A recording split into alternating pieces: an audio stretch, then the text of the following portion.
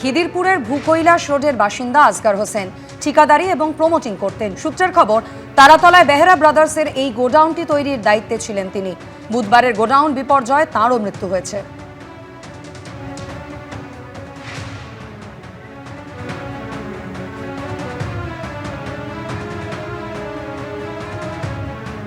তারাতলায় ভয়ঙ্কর বিপর্যয়ের ঘটনায় উঠে আসছে আসগার হোসেন এবং আনোয়ার খান, এই দুজনের নাম। যে গোডাউন ভেঙে পড়েছে তা তৈরির দায়িত্বে ছিলেন এই আসগার হোসেন, আর ওই এলাকার সদ্য প্রাক্তন তৃণমূল কাউন্সিলর হচ্ছেন আনোয়ার খান।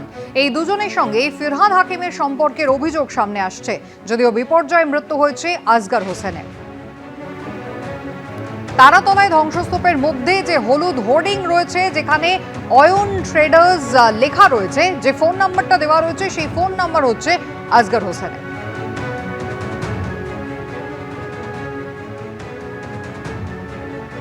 আর এদিকে তারাতলা কাণ্ডের প্রতিবাদে তৃণমূল কংগ্রেস ছাড়লেন বিশ্বরূপ দে। মন ভারাক্রান্ত, একটার পর একটা ঘটনায় তৃণমূল জড়িয়ে পড়ছে। তৃণমূলের গাফিলতিতেই তারাতলার এই ঘটনা। তৃণমূল আর করব না, দল ছেড়ে দাবি প্রাক্তন তৃণমূল কাউন্সিলর বিশ্বরূপ দের। আজকে সত্যি ভারাক্রান্ত, একটার পর একটা ঘটনায় যেভাবে তৃণমূল কংগ্রেস এবং জোড়াফুল জড়িয়ে পড়ছে তা চোখে দেখা যায় না, বিশ্বাস করা কঠিন। তারাতলায় গত প্রায় 48 ঘন্টায় যা ঘটল তা অত্যন্ত দুর্ভাগ্যজনক বললে কম বলা হবে, নিন্দনীয়। আমি যে দলের তৃণমূল কংগ্রেসের প্রতিনিধিত্ব করেছি কলকাতা পৌরসভায়, সেই দলের গাফিলতিতে আজকে বিধানসভায় মাননীয় মুখ্যমন্ত্রী বলেছেন যে তৎকালীন মহানাগরিক স্বাক্ষর করেছেন যে প্ল্যান অর্থাৎ নকশা মঞ্জুর হয়েছে তা ত্রুটিপূর্ণ এবং যার ফলে এতগুলো নিরীহ মানুষ প্রাণ হারালো। এই ব্যথা সহ্য করা যায় না।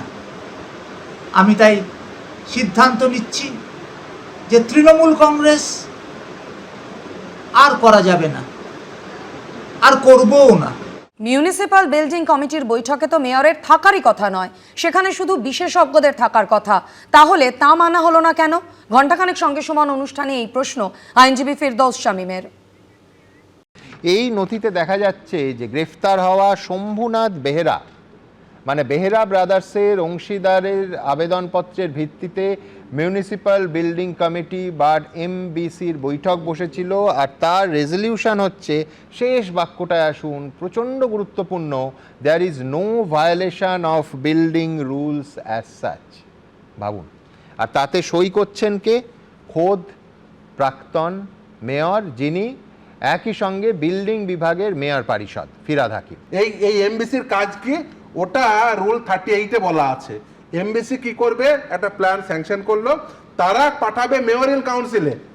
তাহলে এখানে এমবিসিতে মেয়র এই ফিরহাদ হাকিমের সই কেন? আমার তো মাথায় ঢুকছে না, যেখানে এমবিসিতে মেয়রের কোনো স্থানই নেই। কারণ এটা একটা এক্সপার্ট বডি, যেখানে পুলিশ রয়েছে, যেখানে ফায়ার এক্সপার্ট রয়েছে, এনভায়রনমেন্টাল এক্সপার্ট রয়েছে, বিভিন্ন এক্সপার্টদের, আর্কিটেকচারাল এক্সপার্ট রয়েছে। সেই এক্সপার্টদের ওপিনিয়ন নিয়ে তারা ইন্ডিপেন্ডেন্ট ওপিনিয়ন দেবে। এই যে এমবিসিতে কোনো পলিটিক্যাল এক্সিকিউটিভ বা নন এক্সপার্ট লোক রাখা হয়নি।